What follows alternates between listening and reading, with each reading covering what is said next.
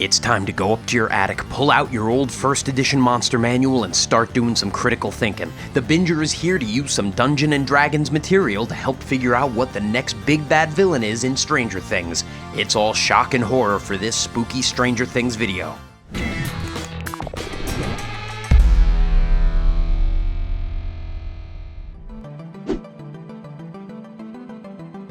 Okay, first things first, this way of theorizing isn't coming out of nowhere.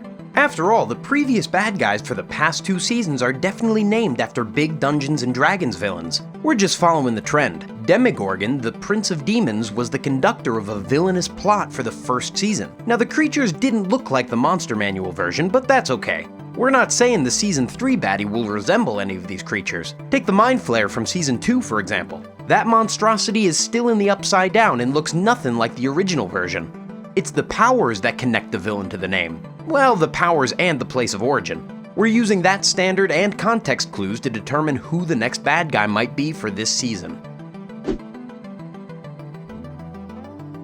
Hearing the name Brain Mole does not strike fear in many people. It sounds a bit silly, and we're willing to bet that you're not totally threatened by it. However, these suckers pack a punch. Brain moles are small burrowing mammals. It doesn't burrow in a traditional sense though. No, a brain mole digs into the mind.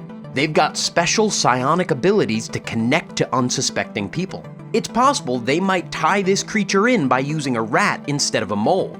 The rats are clearly a focus on this season in one way or another. There's no other reason to put those vermin on the poster. Perhaps these brain mole monsters are actually controlling the mayor. Time will tell. We've seen a few bullets in the series to date, but we've never seen a bulette. It's a silly joke, but be happy we've never seen one. These things pack a major punch. It would rock the entire town of Hawkins if it appeared. These large creatures are known for their tough armored skin and agile digging ability. They can cause all sorts of ruckus and even a small earthquake or two. Many people like to compare them to a mixture of a snapping turtle and an armadillo. It's an apt comparison. So why would a bulette-like villain work for this? Well, it's hard to say. Bullets aren't particularly bright. There would be no master plan organized by a bulette. However, we did see an image of a woman falling into a deep hole. It's easy to assume that something created that pit. Perhaps this monster is the key to reopening a portal to the Upside Down. That's right, the faceless Lord of the Abyss is making an appearance on this list. For some, the name might be a shocking inclusion. However, we think the trailer is truly setting up for this villain to make their presence known. Jublex is a demon lord in charge of all things slime and ooze. He's the outcast of all demon lords, which makes a lot of sense. Not many people would be enthusiastic about inviting the slime guy to come take over the world with you. For that reason, Jublex is often treated unfairly and seeks evil for the sake of evil. The only monster we've seen came in the form of a hideous dog-like misshapen thing. It was basically a blob with a bit more shape. Perhaps it was actually Jublex, and he is finding a way to polymorph into different creatures. Another possibility is he is infecting citizens of Hawkins with that black mold we've seen in the shower scene during the trailer. That black mold might turn people into those bizarre monsters. Neither explanation is out of the realm of possibility. Everyone watching this that's familiar with D&D just leapt out of their seats. For those not aware, ORCUS is kind of a big deal. The Demogorgon is Prince of Demons, but ORCUS is Prince of the Undead. The guy is a quintessential villain. Generally speaking, Prince of the Undead is self-explanatory. ORCUS rules over undead beings. He is gifted with magical powers that make him an incredibly difficult monster to overcome. You don't mess with ORCUS and escape without a scratch. It doesn't happen. The trouble is, no part of the promotional material hints at the rise of ORCUS. It's more likely that ORCUS is the penultimate villain responsible for the creation of the Upside Down. There have been rumors that the Russians are involved heavily with this season. Perhaps ORCUS is controlling them, or maybe they're seeking his power. It's impossible to tell at the moment, but expect his name to come out at some point in the future. Any good dungeon master knows that using a doppelganger is great for story. Everyone believes they're fighting one thing only to find out that it's something else entirely by the end. It's the nice kind of shock factor we like to see in our games and narratives. The doppelganger does exactly what you think it does. This monster takes the shape of something else entirely. Now keep in mind, we've got no idea what this creature would look like normally. However, we've got young kids lifting things with their minds. We're pretty sure there's monsters out there that can polymorph. If that's the case, then we'd be willing to bet the mayor is the main bad guy this season. If not the mayor, then some kind of the head of them all. They're both new faces in the plot. One of the two is evil. We're not sure there's another possibility outside that, to be frank. We get it, Dragon Turtle sounds a bit ridiculous. It feels a little far-fetched to picture any of the characters saying that with a straight face. Don't underestimate these things. We've gone 2 seasons of Stranger Things without Mike, Will, Dustin, or Lucas fighting a dragon in their game or in reality. We get it though, because a real-life dragon is hard to explain away for the setting of the Duffer Brothers though. It's hard to buy the idea that the party didn't encounter a single dragon in a game called Dungeons & Dragons. Mike wouldn't stand for it. With the inclusion of the pool this season, we think it's a logical spot to tie in this type of dragon. It's the only way to bring up this kind of monster in a way that makes sense. Otherwise, the suspension of disbelief will be broken. All we're saying is give the Dragon Turtle a chance. Could work out perfectly. Shh, don't spoil this one for anyone not familiar. For now, we'll simply refer to this creature as the Eye of the Deep. It's a creature that sits at the bottom of the water and waits for its prey. It's got 2 eye tentacles and a beak for eating. In other words, the Eye of the Deep is mad dangerous. Those 2 eyes provide it magical abilities that stun adventurers long enough for it to eat them before they can react. To be honest, the Eye of the Deep is a variant of another creature that we'll cover a little bit later.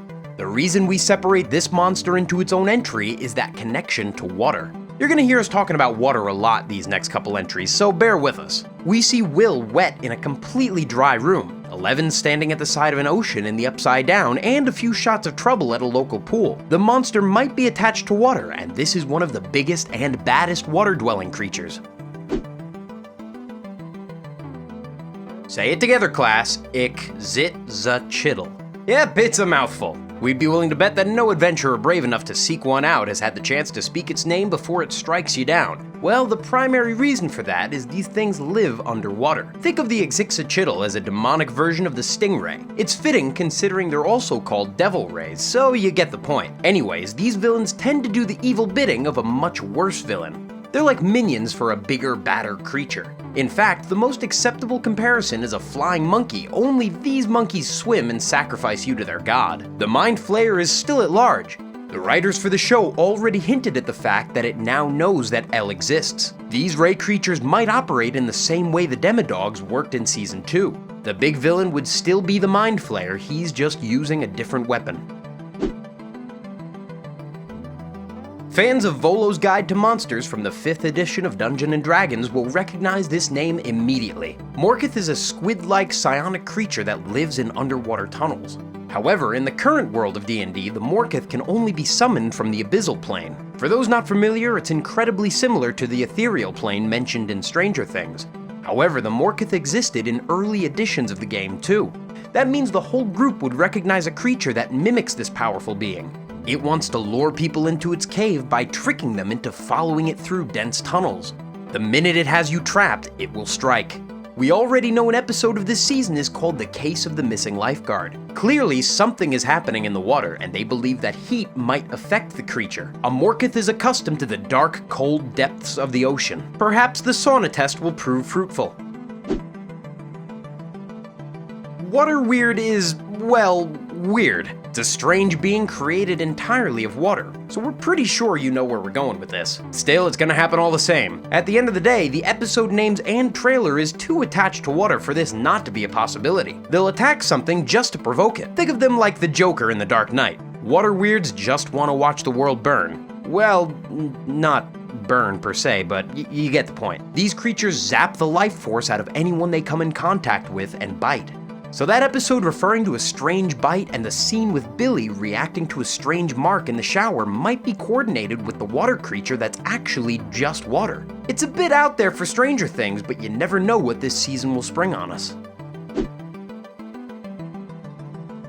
Bingo, we've got a real winner with this entry. Over the course of this video, it's been a tale of two cities. Hawkins is dealing with a vermin monster problem on the surface, but a clear symbol of water playing into the trailer too. The elements need to converge somehow. With that in mind, bring in the Aboleth. See, this ancient monstrosity is tied in closely to the Ithiliad. Excuse us, Ithiliad is just a fancy name for a mind flayer, the main villain last season. Regardless, the Aboleth is an underwater creature known for its mind-altering abilities. Sounds promising, but wait, there's more. See, the Aboleth can also create ink-based monsters that breathe air and hunt on shore. Perhaps the monster we see in the trailer is created by our friendly neighborhood Aboleth. It tricks Billy into thinking that he's infected in that shower scene to make him a mind slave. On top of all this, the Aboleth might be using the rats to wreak havoc on the mall so that people head towards the pool and fall victim to his trap. It feels like a real possibility. It's okay to say that the main antagonist named FRAZURB'LUU is lame. Honestly, no one is threatened by a person named Fraz. No offense to all you Frazes out there, it's nothing personal. Despite the less than intimidating name, Fraz is quite the villain. He's not as strong as the Demogorgon and doesn't rule an almighty army like ORCUS. However, Fraz is one of the smartest of the Demon Lords. He's known as the Prince of Deception. At the height of his power, he could alter the very landscape around him. There is no real FRAZURB'LUU in Stranger Things. No villain to date shows that kind of intellectual prowess. No, instead, we contend that acting much like Fraz is Papa. Rumors swirl in Season 2 that Martin Brenner is still alive. Perhaps he is gifted powers by the Upside Down. If that's the case, then surely he's returned to Hawkins to seek some kind of revenge. Maybe he'll do so with powers not so far from those wielded by the Prince of Deception. There's been a Demogorgon and a Mind Flayer already on Stranger Things. They're arguably two of the most recognized monsters in the game today. However, one creature stands above the rest. That creature is the Beholder. Now, technically, the Eye of the Deep is a version of the Beholder. We separated the two versions because we believe either variant can make an appearance in a different way. See, the Beholder is the ultimate tactical mastermind. It works with a number of mystic powers to do its bidding. Fans know that the Mind Flayer is still out there plotting and planning against our core characters. It's unlikely we'll see it again this season. However, instead of using a Mind Flayer, it's best to pick its arch rival, the Beholder. Beholders will experiment on other monsters and beings to find powerful servants to work in their weird army. They basically act like Sid from Toy Story. So, perhaps the monster we see in the trailer is an experimented monster from the Upside Down that's released by the true evil villain, a sinister beholder seeking some of our favorite characters as power for their next experiment. With that, we hope you enjoyed this list of possible monster debuts to come out this next season of Stranger Things. Did we miss your favorite creepy crawler? If so, let us know in the comments down below, and don't forget to mention how they'd tie into this next season. Be sure to subscribe and follow the Binger for all the latest content, because you never know what big monster will need explaining next.